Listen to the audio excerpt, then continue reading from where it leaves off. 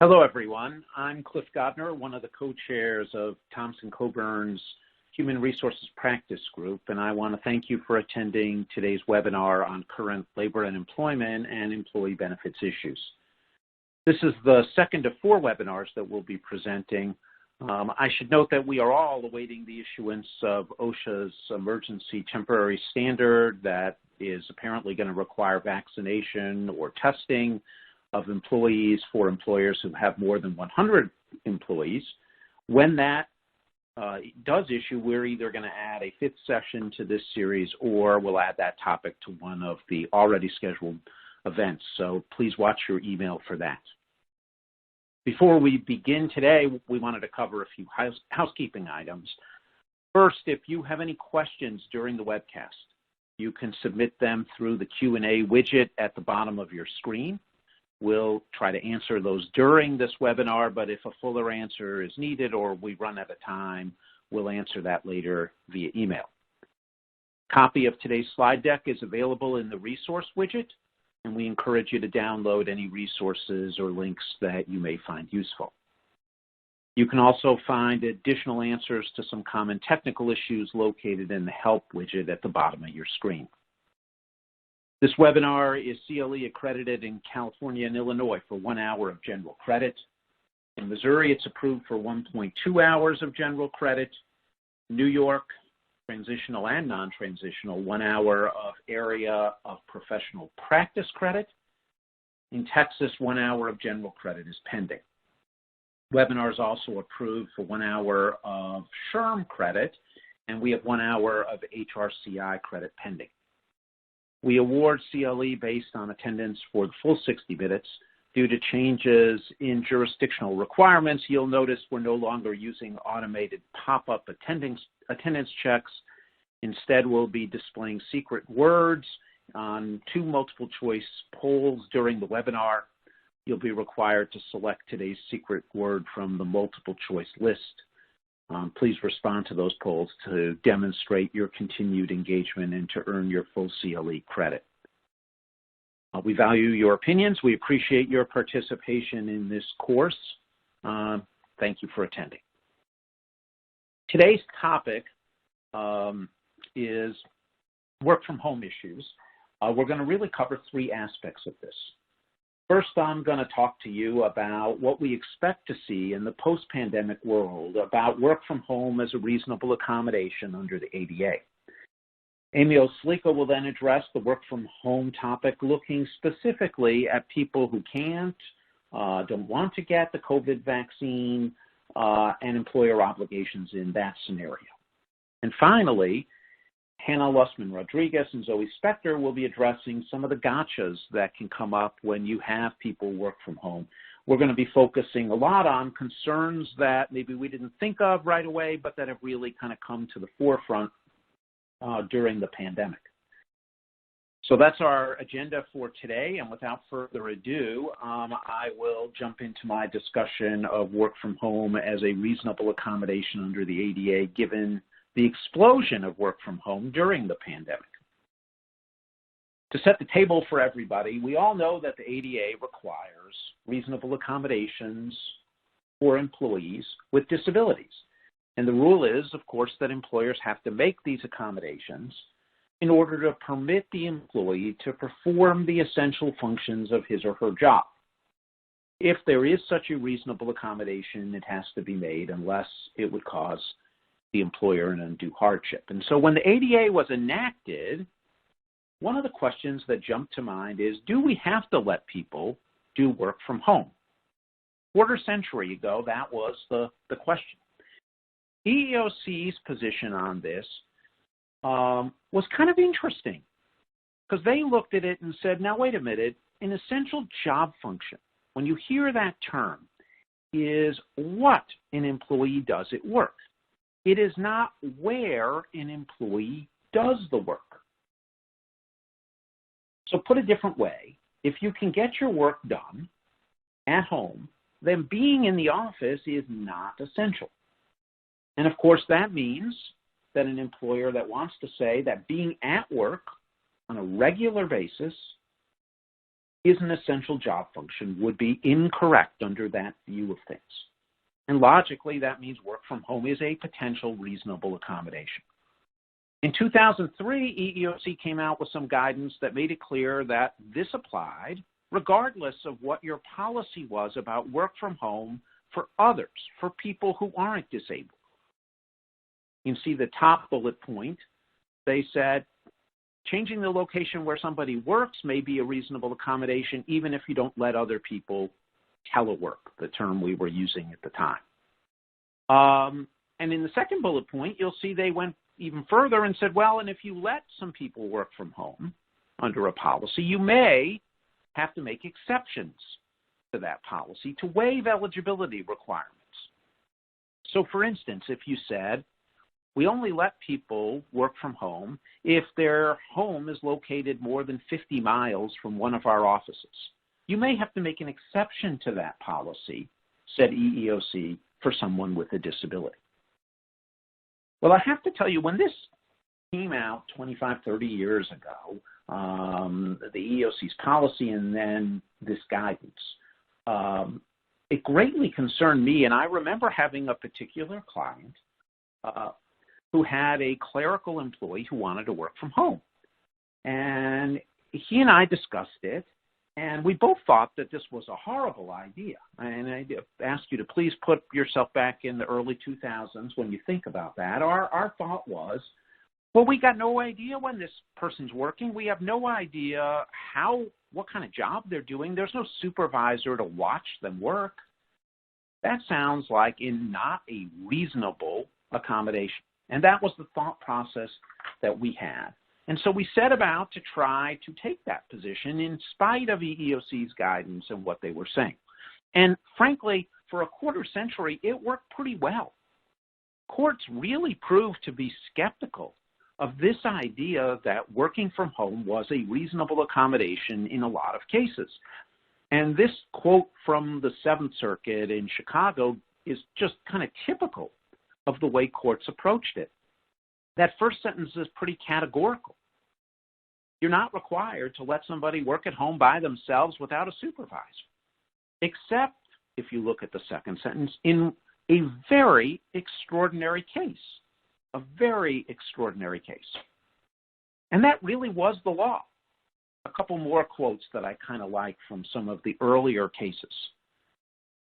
The first one, the reason that working at home isn't a reasonable accommodation is that most jobs require teamwork, personal interaction, supervision that can't be had in a home office situation.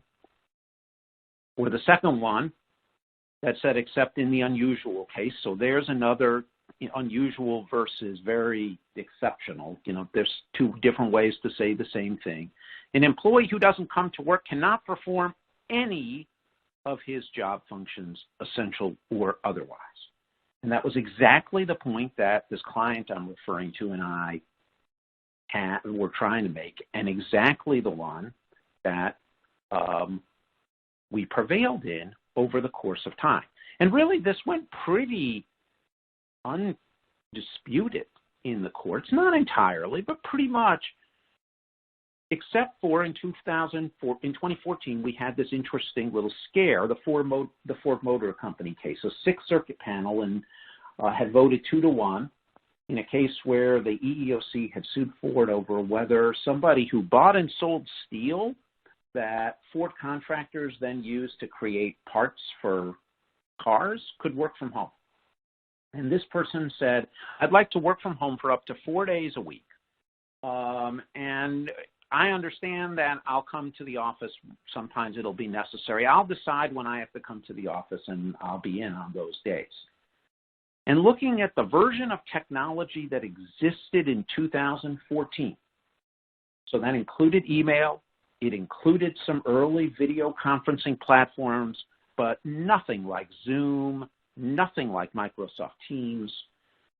Two judges said that the cases that we just got done looking at, the very extraordinary case situations, that ruling, that was a dinosaur. And times had changed, and the law had to respond to this advance of technology. So in 2015, though, the full Sixth Circuit reheard the case, reversed that decision, and we all breathed a sigh of relief because we would lose these face-to-face interactions, coordination of work with others, in-person interactions with outside colleagues, immediate access to documents and things that are in the office. And the bottom bullet point, this is really an interesting part of the decision. The judge when he wrote this part of the decision, stepped back from the law and said, well, there's one other thing in play here, which is common sense. Everybody knows this, that if you go out and ask non-lawyers, said the judge, they would tell you that regular on-site attendance is the basic, most fundamental activity of a job. So you can look at what the panel said in 2014, what the full Sixth Circuit said in 2015, and ask yourself which one time proved to be more correct. Because we all know where this is going. In March of 2020, we were thrust into this pandemic. And with the exception of the people that we called essential workers, factory workers, healthcare workers, food service workers, those sorts of things, industrial settings, almost every company sent almost every other employee home. Millions of people. And while more people have returned to the office today, there's still millions of people doing their jobs exclusively, almost exclusively from home. HR people stopped seeing the employees that they're responsible for, something we had always deemed essential. Engineers even stopped seeing the machinery and operations they oversaw on a daily basis. And you know what? Despite all the arguments I had made and how hard we had worked to try to make sure that work from home was not a reasonable accommodation under the ADA, because the world would fall apart without people being in the office, the world didn't fall apart. We adapted. Businesses continued on. And the reality is, as you can see on this slide, people like it. Look at the Harvard Business School study. More than 4 out of 5 people don't want to come back to the office full time. The McKinsey study, about a quarter of the jobs can be performed remotely 3 to 5 days a week without losing any productivity. And so the reality is, we all know instinctively that the fight to say work from home is only a reasonable accommodation in a very extraordinary case, at least full-time, at least part-time work from home, is a lost battle, I think. In a number of jobs, a good number of jobs, it's going to be a reasonable accommodation. Now, one of the concerns we had as we got going, as we thought about it during the early days of the pandemic, and I discussed with some clients, wow, this is dangerous here. We've sent people home. We had to send them home for their own health and safety. But now that we've done that, haven't we created a precedent that, look, all these jobs can be done from home. All the jobs that we sent people home from work to perform at home. And EEOC tried to reassure us early in the pandemic. They said, well, wait a minute, this is sort of an unusual situation. So the fact that you've let people work from home during this pandemic doesn't mean, wait a minute, it's not meaning that you always have to allow this as a reasonable accommodation. And then a month and a half ago, they sued a company for doing exactly that. This was a situation where an employee had been sent home early in the pandemic. The employer called people back to the office. This employee didn't want to return because of a disability. And they said, no, we really need you back. And EEOC filed a lawsuit against them for requiring the person to come back to work. So where does that take us in the future, in the new or I had one client correctly tell me maybe we should think of it as the next normal, because normal is always going to evolve. Undoubtedly, there's a lot more jobs that can be performed from home than we thought, at least on a part-time basis, right? At least some days a week. And undoubtedly, we're going to be setting a lot of precedent here. There's a lot of companies that are going to permit complete or partial remote work for more jobs than ever before. And so the question is, what's going to happen with people who have non-COVID related disabilities who request the ability to work from home? Is all lost? I don't think so. I don't think all is lost. I think it's a lot more difficult, but I think it's going to, I think it's a lot more subtle than, wow, you let somebody work from home, do this job from home during the pandemic, you have to continue to do that. And I'd encourage you to consider, as you think about this post-pandemic, 3 areas where I think we've got some potential wiggle room. So the first one is to remember that the idea of a reasonable accommodation is that it lets someone perform all, emphasize that word, all of the essential functions of their job. If work from home causes the employee not to be able to perform the essential functions of his or her job, or shifts that work to others, then that is not a reasonable accommodation. And I think there's some wiggle room here. Like I said, like for instance, I've given a few examples here. My secretary has not answered the phone in the office now for 1.5 years. She's been working from home. And I would tell you that before the pandemic, that was something I liked, that she would answer the phone. If I didn't, it didn't go straight to voicemail. We haven't done it for 1.5 years. But I think it is possible to define answering the phone as an essential job function. I'm not suggesting that you can just write it down and it solves your problem completely, but I think that can be, in some companies, an argument that that's an essential job function and that people working from home can't perform that. Now, maybe there'll be a bleep in technology that permits it, but right now, at least at Thomson Coburn, it doesn't work that way. Remember that employers get a lot of say in what the essential job functions of that job are. Another one that I think is going to come up. Once we're back to having a lot of face-to-face meetings, you're going to have impromptu, hey, while I've got you kinds of things come up. And I do think that's going to be pushed, that kind of work's going to be pushed on to people who are in the office when most people are in the office. So there's some wiggle room there.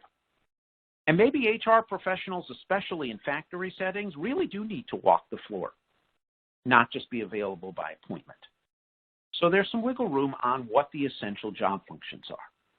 The next one is to remember that you don't have to change production standards as a reasonable accommodation.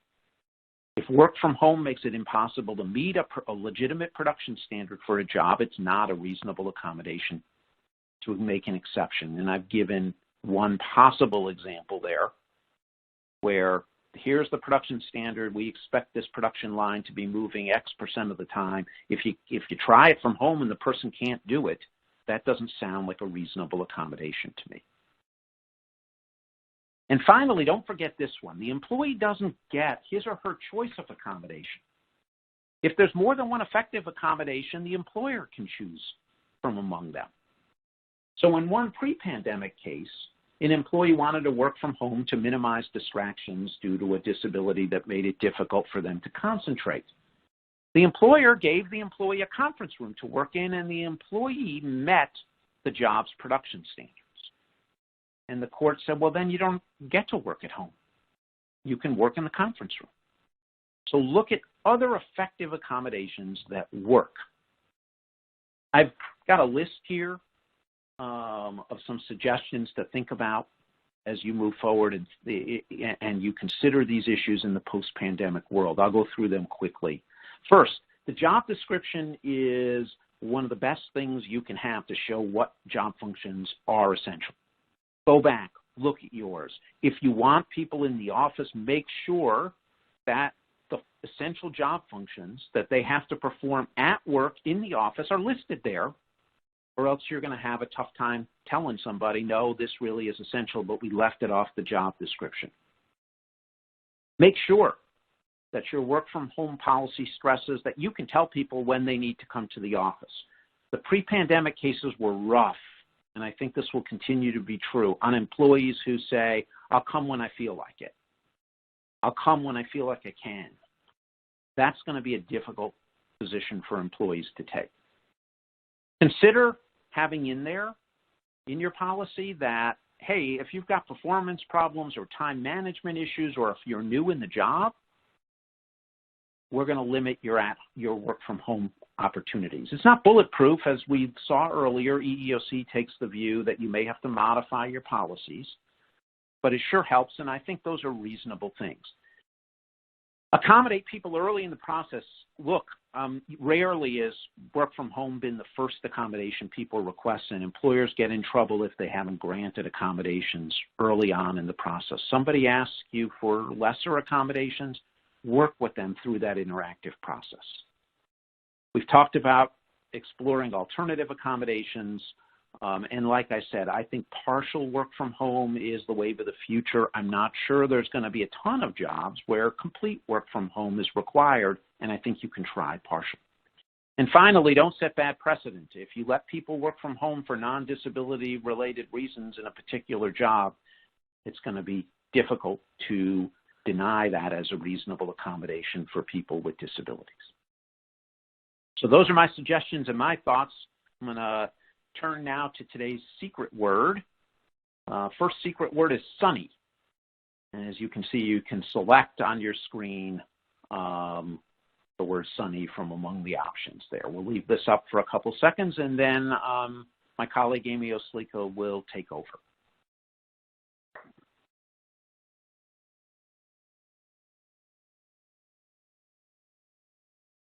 All right, Amy. All right. Hi, everyone. As Cliff said, my name is Amy Oslica, and I am a Labor and Employment Associate in Thompson Coburn's St. Louis office. Cliff discussed a little bit about the history of remote work accommodations, and I'm going to follow that up with a discussion of remote work requests specifically from employees who cannot or do not want to be vaccinated. This has obviously been a hot topic given President Biden's recent executive orders mandating vaccines for certain employers, and also just the slow trickle of employers that are now starting to require their employees to return to the office.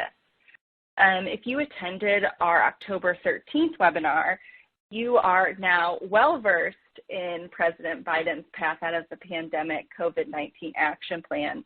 But as a recap, and as Cliff mentioned, the plan most notably requires employers with 100 or more employees to ensure that employees are vaccinated or receive a negative COVID-19 test on a weekly basis. As we all know, the COVID-19 vaccination has been a little bit controversial, so it's no surprise that employers are going to face pushback if they do require vaccinations to come back to the workplace. How each employer approaches these issues is going to vary on a case-by-case basis. So let's get into it. So you want to or you must require vaccines. The current EEOC guidance is that employers can require all employees physically entering the workplace to be fully vaccinated against COVID-19. This is obviously subject to the ADA and Title VII. As Cliff mentioned, the ADA requires employers to provide reasonable accommodations to persons with disabilities in order to allow them to perform the essential functions of their job. The COVID-19 vaccine has also brought religious exemptions to the forefront of our discussions around reasonable accommodations. If an employer is requiring its employees to be vaccinated in order to come to the workplace, the best practice is to make clear that to all employees that the employer is going to consider requests for reasonable accommodations based on disability or sincere religious belief on an individualized basis. You're going to hear me say that a lot. Each individual case for reasonable accommodations is going to be unique, and unfortunately there's just no one-size-fits-all approach to addressing these issues.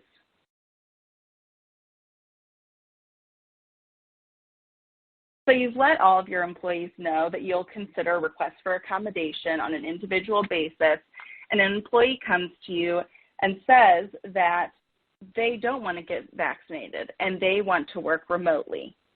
It seems almost certain that this circumstance is going to come to pass. So let's discuss a little bit about how to deal with those requests. The very first question that you're going to ask is, why is the employee requesting remote work? Why is the employee seeking an exemption to the company's vaccine requirement? We discussed that under the ADA, employers need to provide reasonable accommodations to qualified individuals with a disability. Employers are not obligated to provide an accommodation that would cause undue hardship to the employer. In the ADA context, an undue hardship means significant difficulty or expense. In engaging in the interactive process with employees under the ADA, especially for an employee who doesn't want to be vaccinated, you're going to treat them just like you would any other employee who is seeking an ADA accommodation. You can request information from the medical provider to support the request to understand why the employee cannot get vaccinated. And while work from home as a reasonable accommodation is a pretty familiar issue in the ADA context, the COVID-19 vaccination has also brought religious exemptions to the vaccine into the spotlight. Title VII requires employers to reasonably accommodate employees whose sincerely held religious beliefs conflict with a work requirement. In this case, if the employee's sincerely held religious belief conflicts with the employer's vaccine requirement, then the employer is required to reasonably accommodate the employee unless it would pose an undue hardship on the employer. First, it's notable that in the religious belief context, the definition of undue hardship is a little different from the ADA's definition of undue hardship. The Supreme Court has defined Title VII's undue hardship defense as requiring the employer to show that the proposed accommodation poses more than a de minimis cost or burden. This is a lower standard for an employer to meet than an undue hardship under the ADA. However, in the past, courts have found Title VII undue hardship where religious accommodation could impair workplace safety. In considering undue hardship, then we must look at, on a case-by-case basis, at the employee's position and their duties. For instance, we should consider the environment in which they work. Are they working indoors or outdoors? If an employee works outside, then there's probably less of a chance of an impairment of workplace safety. Are they in a closed office by themselves? Are they in a co-working space? Do they have regular close contact with other employees or close contact with members of the public? And lucky for us, the EEOC just issued additional guidance on Monday regarding evaluating requests for religious accommodations. First, employers must assume that a request for religious accommodation is based on a sincerely held religious belief. But if the employer has an objective basis for questioning either the religious nature or the belief, or the sincerity of a particular belief, the employer can make limited factual inquiry and seek additional supporting information. The EEOC notes that sincerity of belief is largely a matter of an employee's credibility. So what can we consider with respect to the employee's credibility? The EEOC has a few suggestions. The first is whether the employee has acted in a manner inconsistent with the professed belief. However, the employees don't need to be scrupulous, in the EEOC's words, in their observance. For instance, it probably won't be sufficient to point out that a Catholic employee sometimes eats meat on a Friday during Lent. The EEOC also suggests considering whether the accommodation sought is particularly desirable, if it is a particularly desirable benefit that is likely to be sought for non-religious reasons. Another consideration is whether the timing of the request renders it suspect. For example, if an employee first asked for an exception to the vaccine requirement because they have opposed vaccinations generally, and now they are asking for an accommodation based on a sincerely held religious belief. If the employee's objection to the COVID-19 vaccination is not religious or not sincerely held, then the employer is not required to provide an exception to the vaccine requirement. It's important to remember that Title VII's definition of religion is pretty broad. However, it doesn't encompass social, political, or economic views, and it certainly does not encompass personal preferences. If you've turned on the news lately, then you're aware of the pushback on vaccine mandates given some individuals' opposition to vaccination generally, or simply hesitancy with respect to this particular vaccine. However, employers are under no obligation to accommodate personal non-religious beliefs, no matter how strongly an employee feels about their opinion. The EEOC guidance expressly states that an individual's non-religious concerns about the possible effects of the vaccine do not qualify as religious beliefs under Title VII.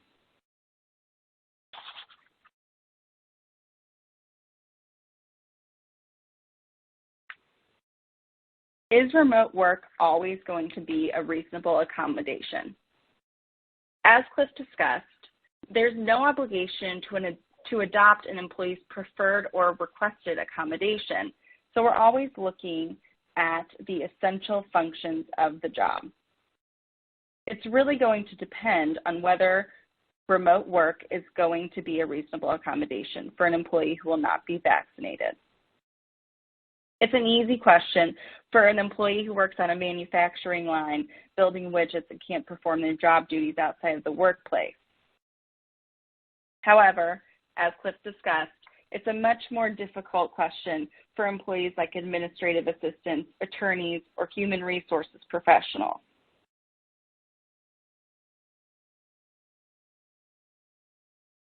Reasonable accommodations, as I said, are determined on a case-by-case basis by engaging in the interactive process with the employee to determine the feasibility of working at home. The current EEOC guidance suggests that several factors should be considered, including the employer's ability to supervise the employee adequately, whether any of the employee's duties require use of certain equipment or tools that cannot be replicated at home, whether there is a need for face-to-face interaction and coordination of work with other employees, whether an in-person interaction with outside colleagues, clients, or customers is necessary, whether the position in question requires the employee to have immediate access to documents or other information located only in the workplace. Now, the EEOC has cautioned employers that they should not deny a request to work remotely just because the job involves some contact and coordination with other employees.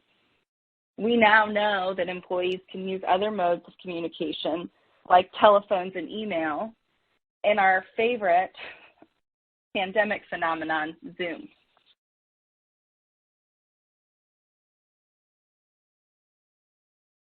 Once you've determined that remote work is a reasonable accommodation, there may still be limitations on that employee's ability to work remotely. You want to treat all employees who receive a remote work accommodation the same as other employees who work remotely. If you have a remote work policy, hold all remote workers to the standards of that policy and set forth clear standards. Consider whether your policies need to be updated in light of the new era of more remote workers. That's something that Hannah and Zoe will be discussing in a few minutes. Also remind remote workers that they're still subject to all other employment policies despite the fact that they're now working from home.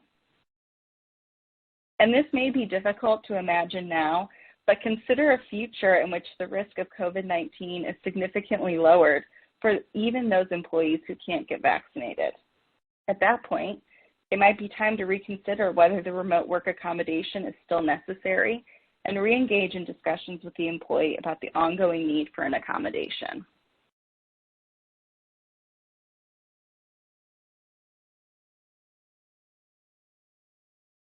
What about circumstances where you've determined that remote work is not a reasonable accommodation?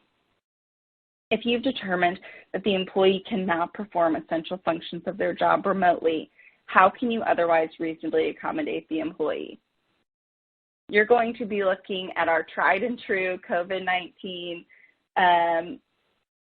workplace guidance like weekly testing, masking, social distancing. And again, as a reminder, the employer is never required to give the employee the accommodation that the employee wants. And if there's more than one reasonable accommodation option, the employer has the right to choose.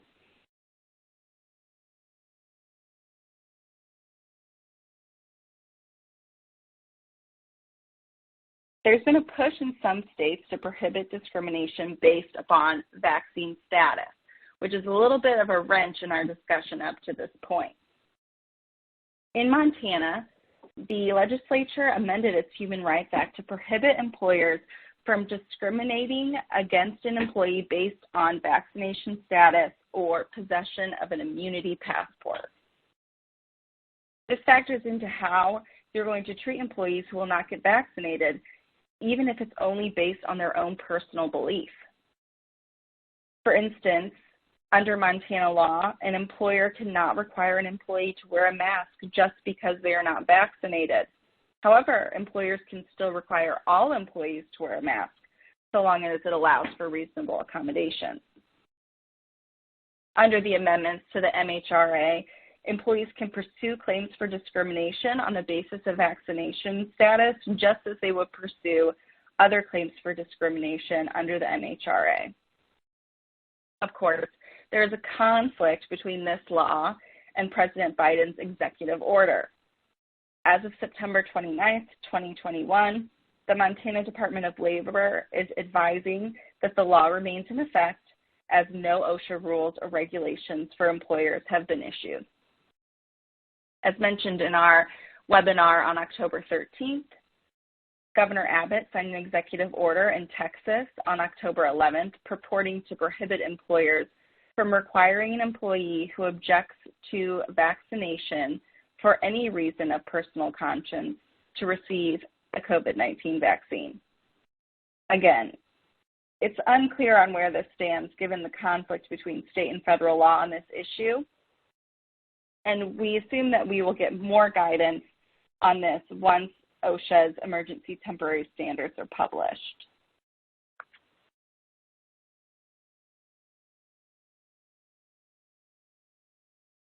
The likelihood of a union workforce being able to work remotely seems slim, although it is possible. But I do want to briefly touch on how to handle vaccine mandates in light of a company's obligation to bargain with the union. First, you're going to want to check your collective bargaining agreement. Does it permit the employer to establish a rule like this? What does the management rights provision say? Or is there a provision with respect to safety rules that gives the company carte blanche to put into effect safety rules as they would like? An employer cannot implement and enforce a mandatory COVID-19 vaccination policy without first bargaining in good faith with the union over the discretionary aspects of the policy's implementation. With respect to President Biden's executive order, to the extent that the company does not have discretion on a topic, then no bargaining is required. But to the extent that the company does have discretion, then the company needs to bargain with the union. Of course, again, we will know more once OSHA's vaccine emergency temporary standards are issued. However, companies may have to consider whether certain subjects need to be bargained for, such as the time period to get vaccinated, whether or not employees will be able to use PTO for getting vaccinated or for testing, what accommodations will be permitted. Will the company permit the members of the union workforce to work from home? You'll need to check your collective bargaining agreement to make sure there isn't language about ADA accommodations included. The CBA might give the company the ability to determine the accommodations in its sole discretion. It might also provide that the company and the union need to meet to discuss any possible accommodation. And you might need to end up bargaining with the union over it, especially if there's more than one reasonable accommodation, and to figure out what the accommodations could possibly be. You might need to bargain what disciplinary action will be necessary as a result of noncompliance with the mandate, or what incentives the company will give for employees to be vaccinated. I've noted that you should know your NLRB. What may have been a safe course of action in 2018 or even 2020 may not be a safe course of action in 2021, as there is a new NLRB General Counsel who may be more pro-union. Bargaining requirements have made headlines recently. For instance, the Southwest Airline Pilots Association, which is the bargaining unit for the pilots employed by Southwest Airlines, recently filed suit in the Northern District of Texas, asking the court to prevent Southwest Airlines from implementing its COVID-19 vaccination requirement. Just yesterday, the court dismissed the case for lack of subject matter jurisdiction, concluding that the dispute regarding the vaccination mandate is subject to compulsory and binding arbitration. However, the court explicitly stated that it was not weighing in on whether Southwest was required to negotiate with the union. A similar suit was filed by Norfolk Southern and is currently pending in the Northern District of Illinois. The railroad is seeking to prevent its employees' unions from filing a lawsuit over objections to the mandate, arguing that any disputes must be brought in arbitration. So these issues are still in the process of being decided, and so we'll have more information on those soon.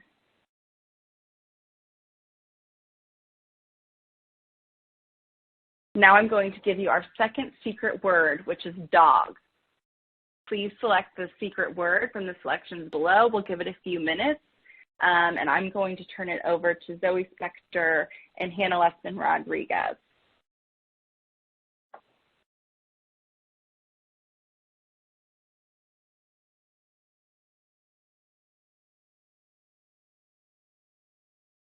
Hi, everyone. My name is Zoe Spector. I'm an associate in Thomson Coburn's Labor and Employment Group in Chicago. My colleague, Hannah Lustman-Rodriguez, and I are going to discuss the employment law pitfalls of remote working. I will begin by talking about why it is important to know where employees are physically working remotely, along with the potential types of laws that employers may become subject to in different states or localities. I will also touch upon the potential litigation that may ensue based on conflicts between the state laws where the employer is located and the state laws where the employee is working for the employer remotely. Hannah will continue this discussion with suggestions for employer policy updates to address these remote working pitfalls. Now, where are your employees, and why do employers need to know? Well, some employees may very well be taking advantage of the remote work opportunities and may be living full-time in a completely different state. Now, this could be a family vacation home, somewhere maybe with warmer weather, or perhaps the employee is spending extended time out of state living with a family member. Whatever that reason may be, your employees who are permitted to work remotely may not actually be performing work in the same locality as where they used to. Hence, one of the pitfalls of the remote work environment is that now employers must figure out what laws they need to follow. These may be additional laws that a particular employer had never dealt with, contemplated, or even knew existed. And why should it have? Let's say a business used to be in Chicago and all of its employees were 100% working for that employer in person in Chicago.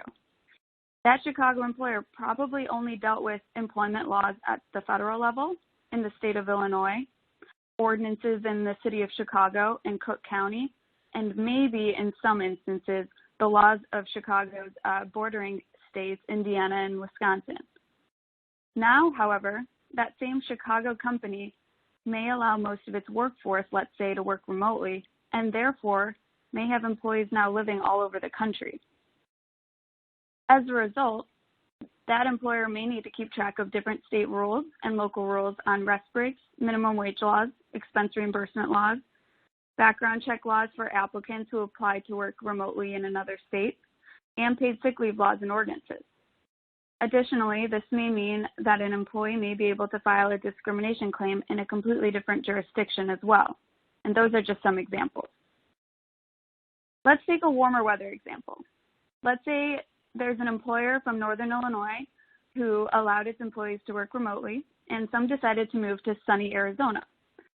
Well, Arizona has a paid sick leave statute that provides employees of an employer with fewer than 15 employees to accrue up to 24 hours of earned paid sick time per year, and employees of employers with more than 15 employees to accrue up to 40 hours of earned paid sick time per year. Now, on the contrary, the state of Illinois, where the employer in this example is located and accustomed to the laws, does not have such a requirement. Now, which state law applies? At the extremes, it's pretty simple. If you hired a salesperson to work out of his or her home in Arizona, then Arizona law will likely apply. If someone who's based in Illinois goes to Arizona for a vacation and performs work there temporarily, then Illinois law will likely govern. But there's an obvious gray area if someone is working in Arizona for months at a time for the Illinois employer, even if they eventually plan to return to the office in Illinois. Because this kind of thing is new, we really don't have a definite answer to where the line is. There is one case that is relevant here from 2019. This was in the Southern District of New York, and the court found that New Jersey law applied to a remote employee who was hired to perform work out of his home office in New Jersey and only visited his employer's Pennsylvania office about 20 times over the span of 3 years. And the court found that New Jersey's discrimination laws applied against the Pennsylvania employer because that employee worked remotely from his home in New Jersey. My feeling is that we're going to see a lot more of these cases and that the outcome is going to depend mostly on how long the person was working in the other state and whether the employer knew about it. If you know that someone is working remotely in another state for months at a time, I think that these are issues that need to be taken very seriously.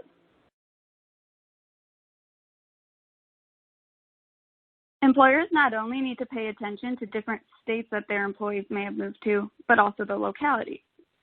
Specifically, many cities and municipalities have their own wage and hour and paid sick leave requirements. Therefore, this may add another level of detail that employers need to keep in mind when reviewing where their employees are working remotely. Again, whether local ordinances may apply to an employer's remote employees living and working within a local jurisdiction would be decided on a case-by-case basis and a fact-specific basis. An employee's remote work location may also impact the mandatory training obligations it must comply with, including sexual harassment trainings. For example, Illinois has a statute that requires mandatory sexual harassment training for all employers who employ more than one employee in the state of Illinois. Missouri, for example, does not have such a statute. This is just another example of an employment law that differs state by state and that employers need to analyze on a case-by-case, fact-specific basis whether it is considered to employ employees in another state. Now you're probably wondering, how can employers keep track of where their employees are working remotely? Well, a lot of the time, an employee may claim he or she is working from a certain location, and you may just have to take their word for it. However, employees in these situations do not always report to HR that they decided, for example, to live in their out-of-state cabin for the past 12-plus months. This can create obvious headaches for employers down the road, considering the employer's potential differing obligations under state and local laws. To help prevent any surprise legal issues down the road, employers may consider regularly engaging in remote work audits. By knowing where your employees are physically working, you reduce any potential risks of neglecting to abide by state or local employment laws that may apply. Again, these are all very fact-specific analyses, and whether another state's employment laws apply is not simply black and white. These are just discrete examples, and the determination of whether other states' laws apply to an employer depend on the type of employer, the type of employee, whether the state in question has any type of remote work exception to their requirements, or whether there are any conflict of law issues at play. Finally, I would be remiss if I did not mention that there are also other legal ramifications at play here besides employment laws. These include tax implications to keep in mind if you have employees in different states. That is not a subject we will be getting into today, but make sure to consult with your trusted tax professional or attorney, and please feel free to reach out to our tax attorneys here at Thompson Coburn regarding this subject. Now I'm going to pass the mic over to Hannah Lustman-Rodriguez to discuss necessary policy suggestions. Hello, everyone, and thank you, Zoe. As Zoe mentioned, I'm Hannah Lustman-Rodriguez, an associate in Thompson Coburn's St. Louis office, and I'll be picking up our conversation to discuss how your business may want to update or implement new policies given what we know about the pitfalls of remote work. I'll start by giving some just general advice for new or updated policies generally. As Zoe's presentation likely highlighted for you, point number one, you want to ensure compliance with the requirements of federal and state laws when drafting updates or new policies. Second, you want to make new or updated policies available to your employees and available in a way they can access from their remote workstations. So you may maintain an intranet site or online handbook. You could incorporate policies there.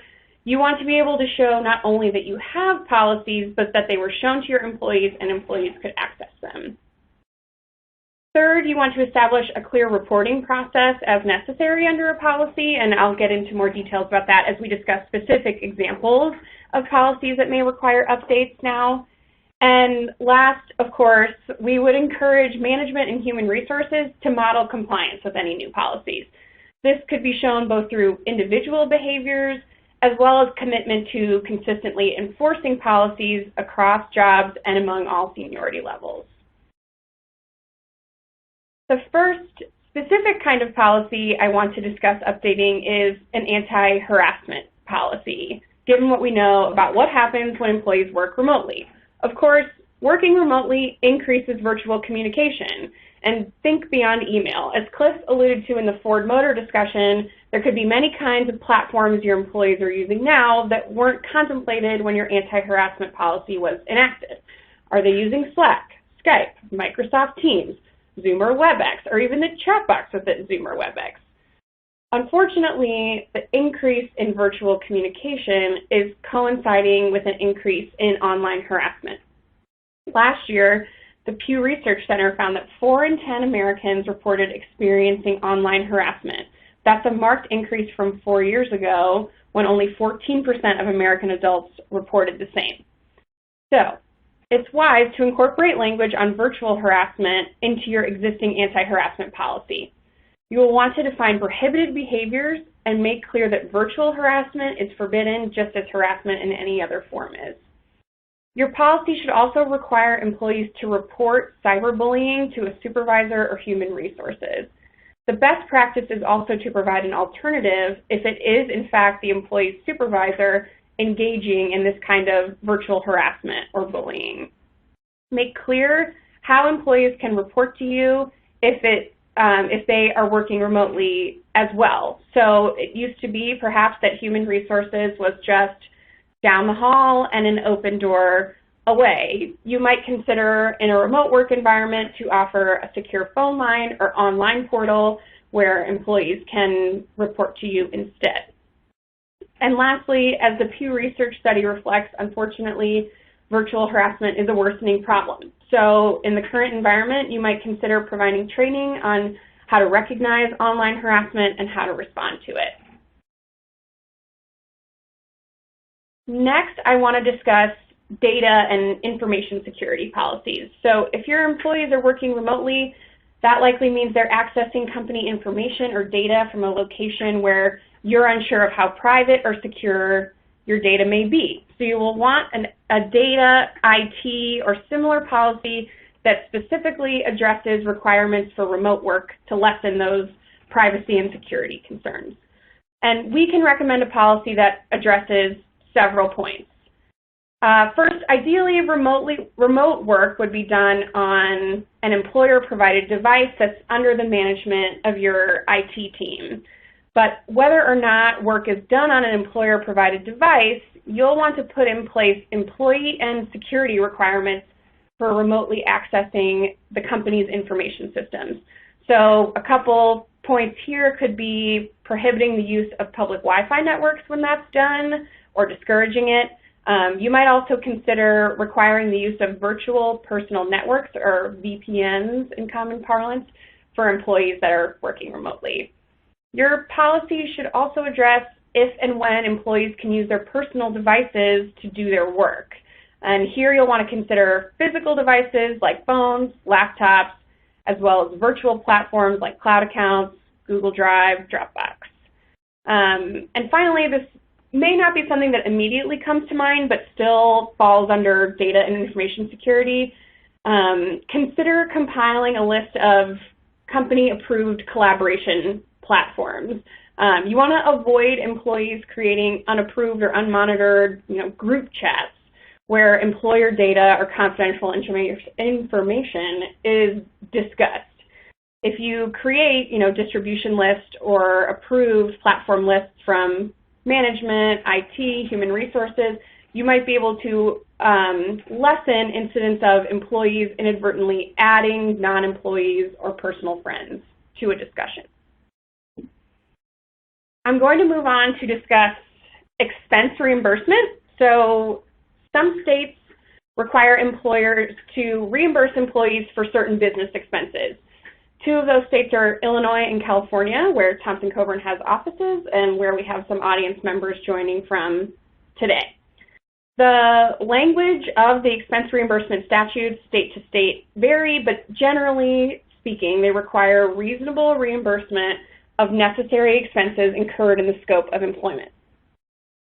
In the COVID-19 era, we have seen lawsuits filed by employees working remotely related to expense reimbursement. So in one California class action, for instance, we saw workers file a suit over not only home office related equipment that they claimed wasn't covered, but also utilities and insurance. There's been no ruling on the merits in that case, so there's been no determination that any law was violated. But it's important to know that even before the pandemic, these statutes had been interpreted to mean that if an expense was necessary, reimbursement could be required whether or not the employee would have incurred the expense personally. So keeping with the California example, courts there have decided that the statute required reimbursing employees who use their personal cell phones for work-related calls, even when that employee had some kind of unlimited plan where they weren't incurring additional expenses for texts, emails, or calls that were for work. All of this underscores the importance of having an expense reimbursement policy.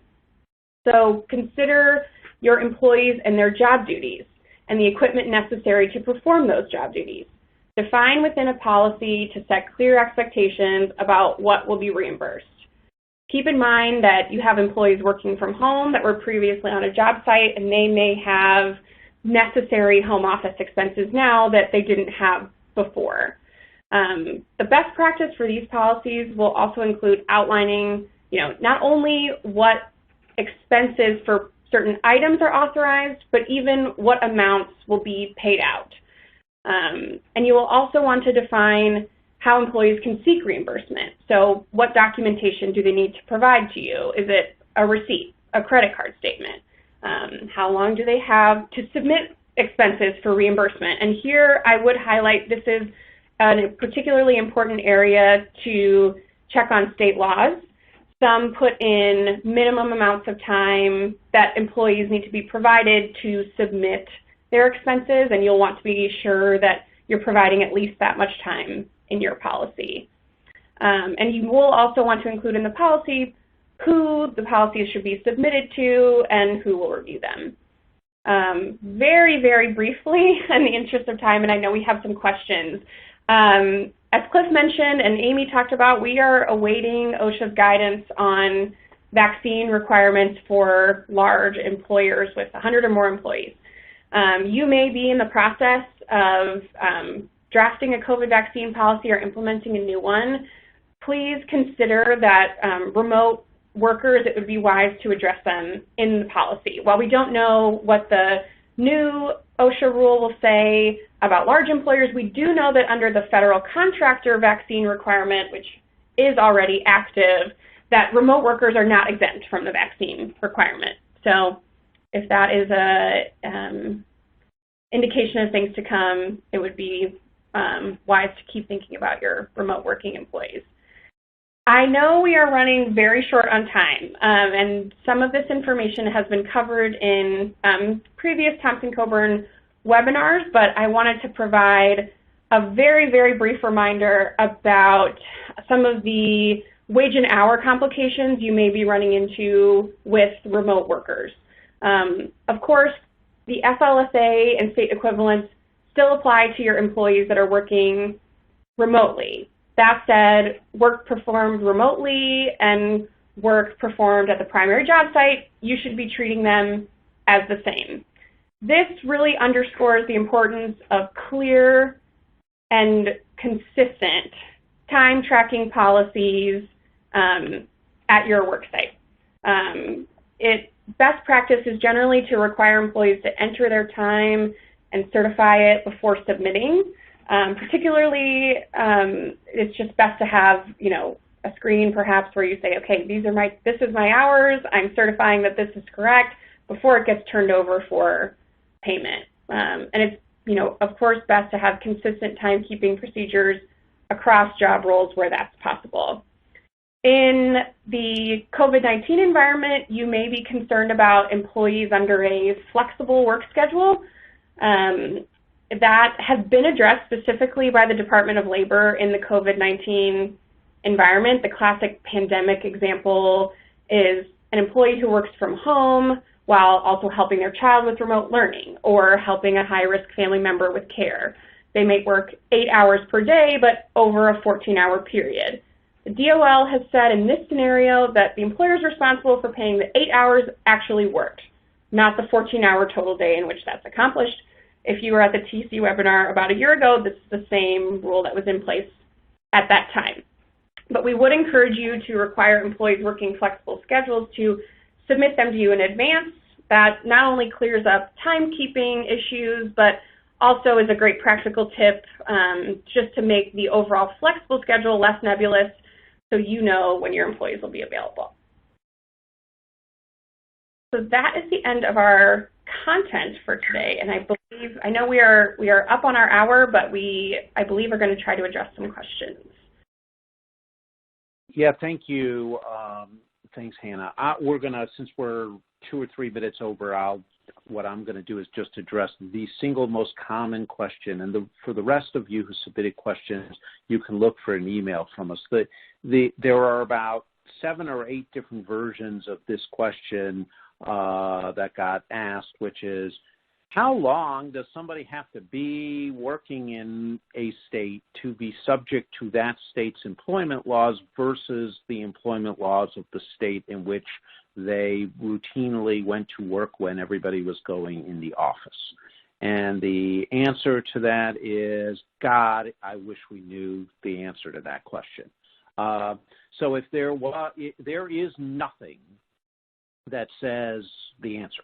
The easy cases are somebody goes on vacation for a couple of weeks and does work remotely. We all have faced that before. Probably everybody on this call has done that. And the laws of the state in which you generally work are the ones that apply. Then there's somebody who permanently moves to California. Well, they're going to be subject to California employment laws. Everything in between is hard, and I wish that there was an answer, and I could tell you it's 74.7 hours, and when they go over that, then it's too much. And the worst thing than that, as much I hate to admit it, is the answer may vary from state to state, depending on how aggressive the state is in enforcing these things. So we're going to have to learn this over time about how long somebody has to be gone. I personally think that if they're working in another state for, less than a month or so, and the intent is, and this is important, the intent is that they intend to return to the state in which they've primarily been working, that the temporary rule is going to apply like the vacation rule. But God, I wish we had a hard and fast answer to that for all of you. I want to thank everybody for attending. As I said, the other questions we will respond by email. Please join us for the final 2 webinars in our series scheduled for November 9th and 16th. And please complete and submit the survey that's going to display at the conclusion of this webinar. Again, thank you, everybody.